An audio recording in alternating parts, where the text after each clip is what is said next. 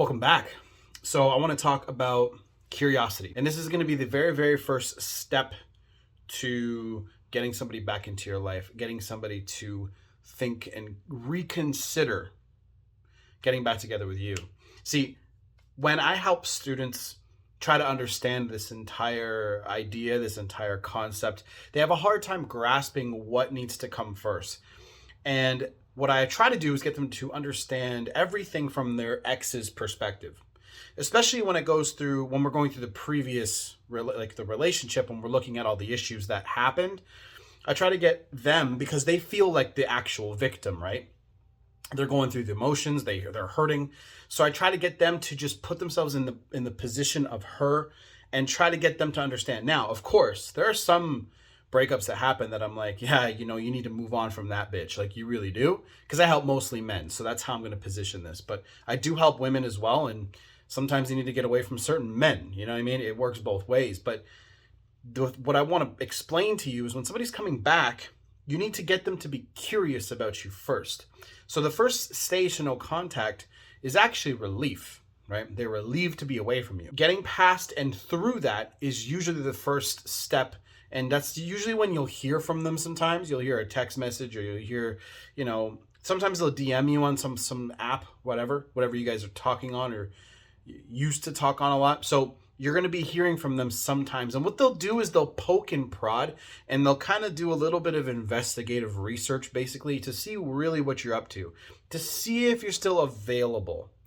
Here's the thing that you should do no matter what. You should stay the same throughout the entire process, which is obviously working on yourself and working on your hobbies, your interests, your goals and stuff like that, keeping it simple. But here's what I tell everyone to do. Usually people find me after they've made these mistakes, but I catch people before they make them sometimes, and I'll say, look, if somebody wants to exit your life, you should not fight them on it, okay? Because now you're only going to subcommunicate your weakness by fighting them on it more. If somebody does not want to be in your life, you don't sit here and try to convince them to be in your life. That is always a weak move. Just think about it. Even if it's a friend, think about anybody who is in your life and you care about. Say they wanted to exit, right? Yeah, it's hurting you, but you're like, why should I fight it? So in a romantic sense, you shouldn't fight it either. So that person has clearly lost interest in wanting to even be around you. Let's just exit the idea. I keep using that word. Get the idea out of your head about the romance just for a second, the sexuality and all that stuff, and just think about it. That person no longer wants to even be in your vicinity anymore. They don't want to live with you anymore. They don't want to experience the good and the bad with you anymore. They don't even want to try. That itself is enough for me as a person to walk away from somebody and just say, I don't even want you back in my life. And that's because of my self-esteem. See, I grew up sort of popular, and when I was running around playing I was a popular kid. And yeah, I went through a phase in my life where I got humbled, right? I was never like a super cocky person, but I was liked by people. And I never had the opposite, which was like getting bullied or whatever, right? When I got into high school and I got into relationships, I got humbled. I got humbled by women pretty quickly. And it took me a while to adjust and find my footing again. But really what I've always been good at doing personally is just accepting the reality of people. Some people don't want to be in your life anymore. I've lost friends. They're like, hey, they just kind of disappear, and you don't fight it. You just let them go. So if a woman does this to you guys, let them go. There's nothing wrong with letting people go. Then it's up to them to try to fix what they just created. See, I try to think about my life as Jordan Peterson says this. Be a monster, but have it under control. It's better than being weak and not being able to defend yourself, or not being able to stand up to somebody. And I've always been like that. Option A, right? Be the lion, but you're tame. You're calm. But you can let it go if you want to, and women want to be with guys like that anyway. Because you're kind, you're calm, you're all that when you want to be, and that's most of the time. But let someone piss you off, right?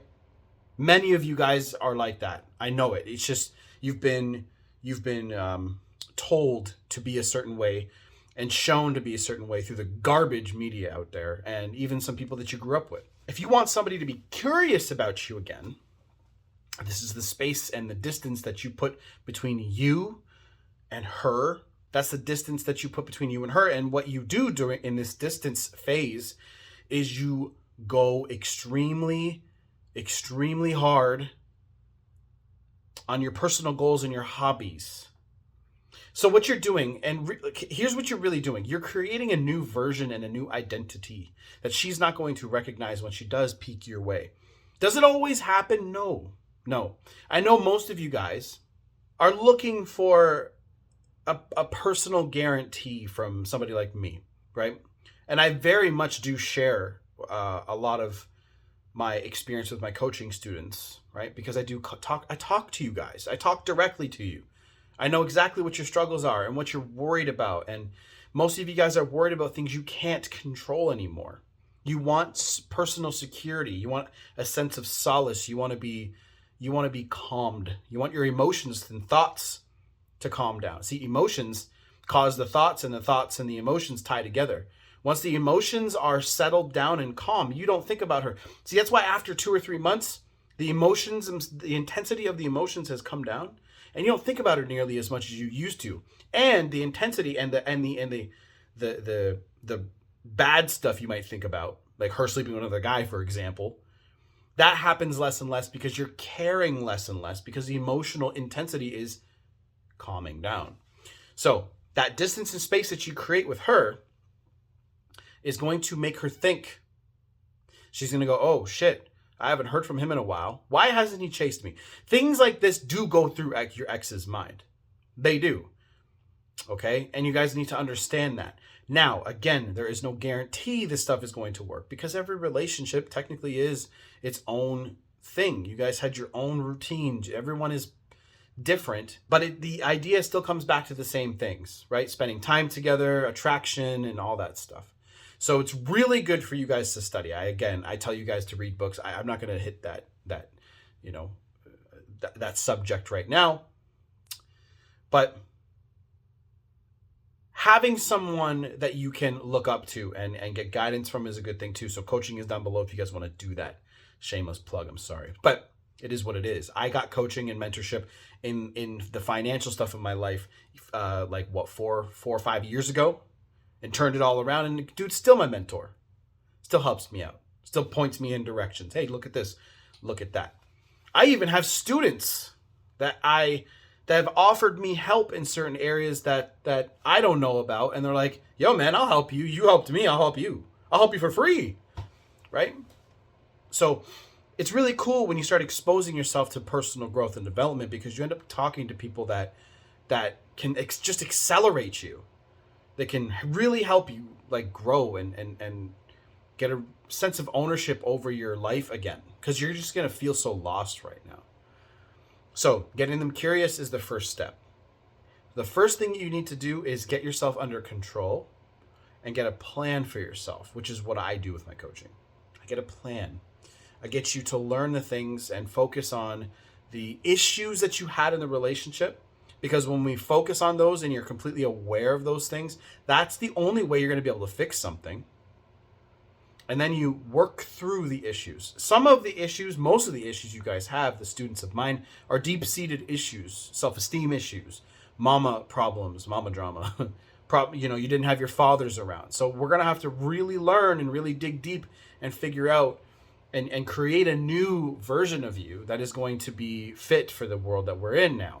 See, when you have a father that actually gives a shit about his son and his son's strength and him being able to take on the world, so to speak. See, a lot of fathers, they didn't have that in their fathers because a lot of fathers that came before were just beat their kids and they didn't give a shit about them, right? So we have to create this new, what you're looking for, what you need to become. You need to see it and fill your head with it, right? Because that's what happens when you grow up with an actual masculine father who gives a shit about his kids. So anyway, coaching's down below. All that's down below. Create that curiosity and work on yourself. Done.